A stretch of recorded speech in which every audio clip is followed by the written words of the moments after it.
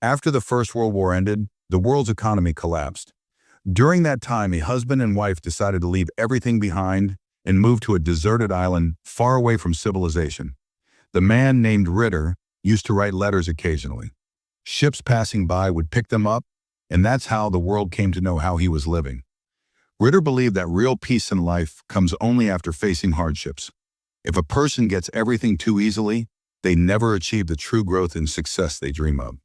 The story now moves several years ahead. We are introduced to a family, a husband named Heinz Ritter, his wife, and their son Harry. They have sold all their property and dreamed of spending the rest of their lives on this island. Heinz was deeply inspired by Ritter's life. He had read all of Ritter's letters, which had become quite famous in Germany. Because of this, Heinz went straight to meet Ritter's wife and told her about it. However, she didn't seem very excited or interested to hear that. Anyway, after that, Ritter takes Heinz to his garden and tells him that he should go back because life here is not what he imagined. The island is completely cut off from the world, and here he will face things he could never have dreamed of. In truth, Ritter was just trying to scare the new visitors. But from Heinz's words and attitude, it was clear he had no plans to leave. Ritter then takes them near a cave and says they can stay there, but warns them that water is very scarce on the island. The only way to survive is by collecting rainwater. After Ritter leaves, the family starts working hard to prepare for the rainy season. They put in all their effort and finally build a pipeline that directs rainwater into a pit, creating their own small water source.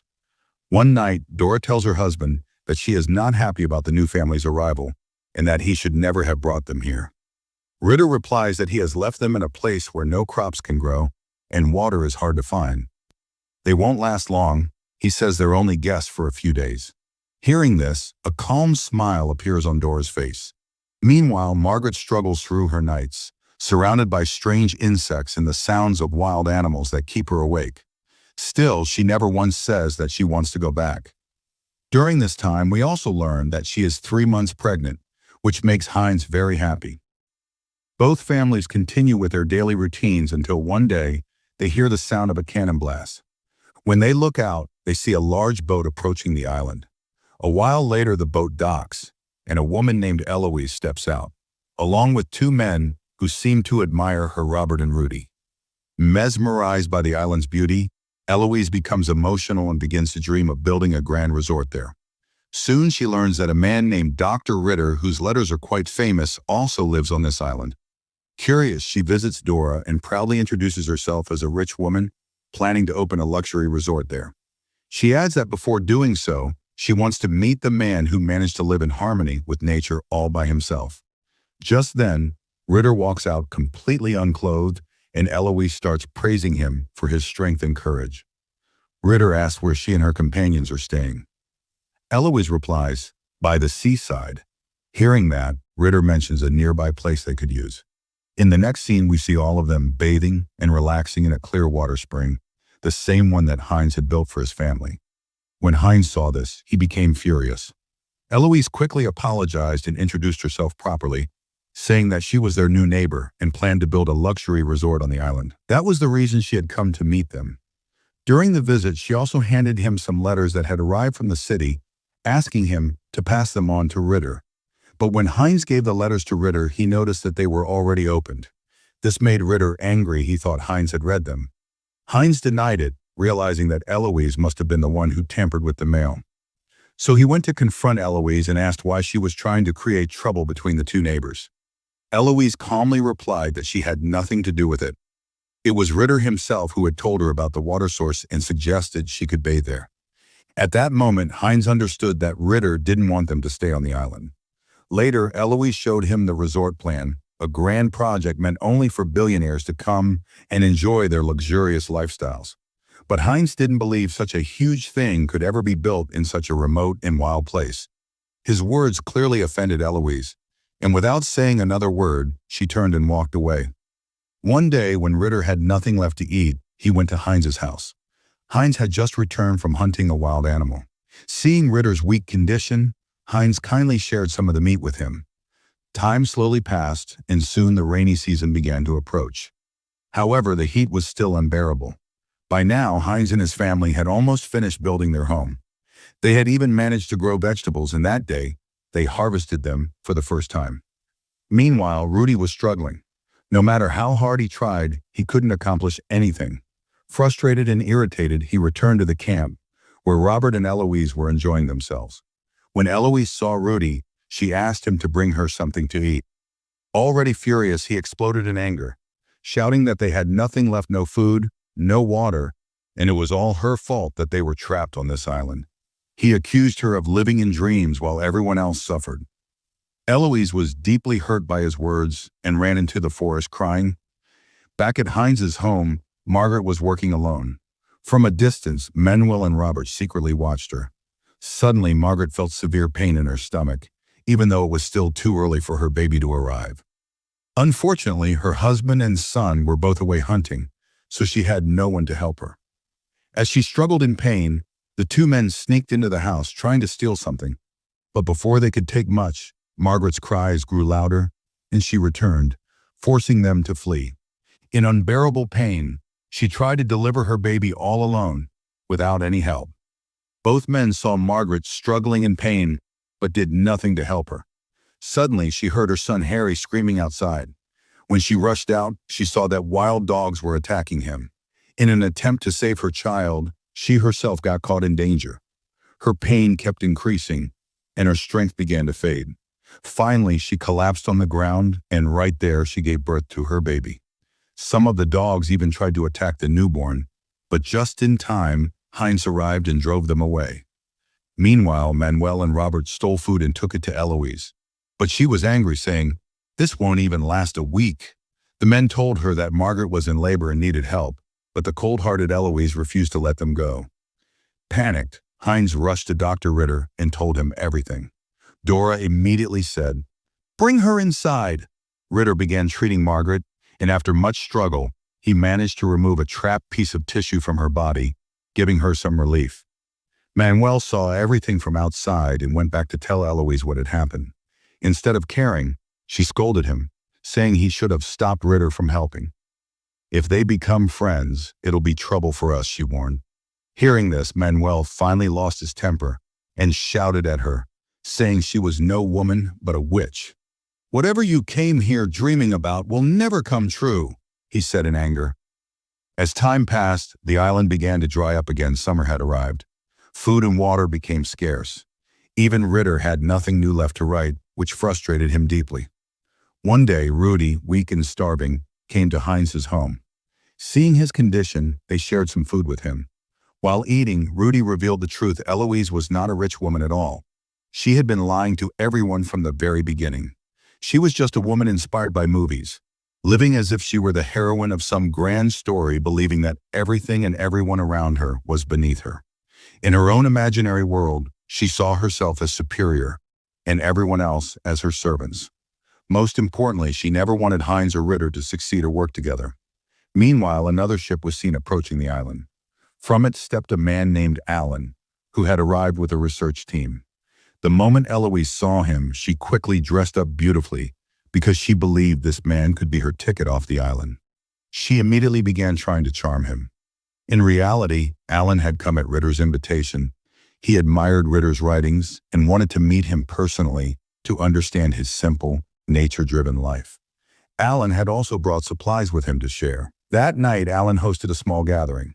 He praised Ritter's courage and wisdom, saying how his letters had inspired people around the world, teaching that real success only comes through hard work. He also congratulated Margaret on her newborn baby and even complimented Eloise on her beauty. During the conversation, Eloise realized that Allan was actually a famous film director, rich and influential. She immediately tried to trap him in her charm, pretending to be lonely and in need of emotional support. But Allan calmly told her that he respected her, yet had no interest in her beyond that. The next morning, Allan quietly left the island on his ship without her. Eloise was completely shattered. She couldn't believe that someone had actually rejected her. A few days later, when Ritter returned from hunting, he discovered that the food he had kept aside for Allan had been stolen by Eloise. This was the final straw for him. Furious, he went straight to Heinz and told him everything. Together, they decided to confront her. Both men went to Eloise's tent, armed with rifles, and shouted for her to come out, demanding that she return everything she had stolen. But Eloise refused to return anything. Looking straight at Heinz, she sneered, "Do you really think the man you're helping will share his food with you later?" Her goal was clear. She wanted to turn the two men against each other again, just like before. Suddenly, Robert came out of the tent with a gun and pointed it at them. Before things could get worse, Margaret arrived and stepped in, calming everyone down. She firmly told them all to go back to their homes. Later, Ritter, furious and frustrated, smashed his typewriter into pieces and stormed out to go hunting. Meanwhile, at Heinz's house, Rudy came by looking for food. While he was there, Eloise appeared outside and tearfully told him that he was free to leave. She had nothing left to give him anymore. Both of them were emotional. Tears filled their eyes as they shared a sad kiss. Around midnight, Heinz suddenly woke up to the sound of someone screaming outside. When he rushed out, he realized that someone was stealing their water. In panic, he fired his gun in that direction. But to his horror, it turned out that he had shot Dora's favorite horse by mistake. He knew that if she found out, she would be furious and might even kill them all. The next morning, Dora noticed that all her chickens had fallen sick, and her horse was missing. Worried, she went to Heinz's family for help.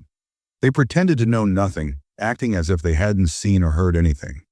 As Dora walked away in distress, she suddenly collapsed. Heinz quickly ran to help her and carried her back home. When Heinz took the fainted Dora home, Ritter was already there. Heinz began telling him everything that had happened, but suddenly, both of them sensed that someone was listening outside. When Ritter stepped out, he saw Robert, spying on them from behind the trees. It became clear to them that Eloise was behind all of this. She just wouldn't stop her manipulations. But this time, they decided the matter would be settled once and for all. They started walking through the forest toward her camp. On the way, they ran into Rudy, who was crying. Through his tears, he confessed the truth. He was the one who had stolen Dora's horse, but only because Eloise had ordered him to do it. He admitted his mistake and said he deeply regretted it. Ritter and Heinz realized it was time to put an end to her schemes. Heinz sent his wife and son to the forest to collect firewood, keeping them away from what was about to happen. Then, Ritter, Heinz, and Rudy went straight to Eloise's tent and demanded she come out. She refused to open the door. Suddenly, Robert stormed out with a gun and attacked them. He was about to shoot Rudy when Heinz grabbed him from behind and stabbed him repeatedly until Robert collapsed lifeless to the ground. Just then, Eloise stepped out, pretending to be terrified as if she had been Robert's prisoner all along. She tried to save herself by tempting them, saying she would make them partners in her resort and that everyone could live rich, peaceful lives together. But before she could finish, Ritter fired his gun, hitting her in the head, ending her twisted story once and for all. The gunshot echoed through the island, even reaching Margaret's ears. Meanwhile, the three men carried the bodies of Eloise and Robert to the sea and threw them into the water, deciding that no one else should ever know the truth. Later that evening, Rudy ran to both houses, pretending to be panicked. He told Margaret and Dora that Eloise and Robert had left the island and even left a farewell letter behind. He claimed it was all part of their plan to go home. But deep down, both women knew the truth. They were already dead. Since Eloise's valuable belongings were still on the island, Margaret told her husband that she had heard the gunshot and realized the truth. Both Eloise and Robert were dead, killed by Ritter. She explained that Ritter was extremely clever, and if needed, he could even get them arrested. Heinz became worried and told Margaret to leave the island for safety. But she refused, saying she would never abandon her family or allow anyone to harm them. Meanwhile, Dora was growing tired of Ritter's presence. She decided to distance herself from him. Ritter tried to convince her not to go, but Dora insisted. She said Ritter had changed, he had forgotten the purpose for which he had come to the island, and now spent all his time meddling with the neighbors. She even called him a traitor and left, heading into the forest. In the forest, Ritter met Margaret, who offered him some fresh eggs from their chickens. But Ritter refused to take them. Margaret then revealed the shocking truth: Eloise had been killed, and it was her husband who had done it. However, refused to believe it. In the next scene, we see Rudy out at sea. He spots a boat and convinces the captain to take him aboard, and the captain agrees. Meanwhile, Ritter finally finds something new to write about, bringing him great joy. Excited, he shares his writing with Dora, who says it's wonderful news and suggests they celebrate. Ritter agrees, happy for the moment. As part of the celebration, Dora feeds Ritter some of her sick chickens, knowing that eating them would be fatal. Shortly after, she runs to Margaret's family, claiming her husband is ill. Everyone rushes over, but within seconds, Margaret realizes the truth. In her final moments, Dora mocks Ritter, but Ritter, with his last breath, curses her, saying she will never find happiness.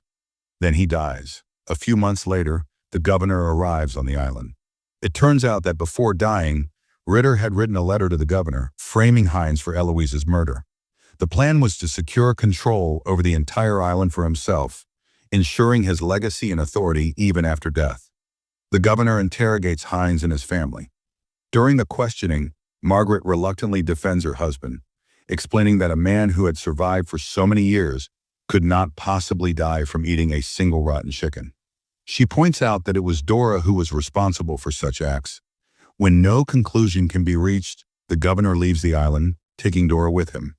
Hines and his family remain behind, as this island has now become their permanent home. In the end, we learn that Dora went back to Germany, but in 1943, she died of cancer. Before her death, she confessed that she was indeed responsible for her husband's death. However, the bodies of Robert, Manuel, and Eloise were never found by anyone. And with that, this story comes to an end.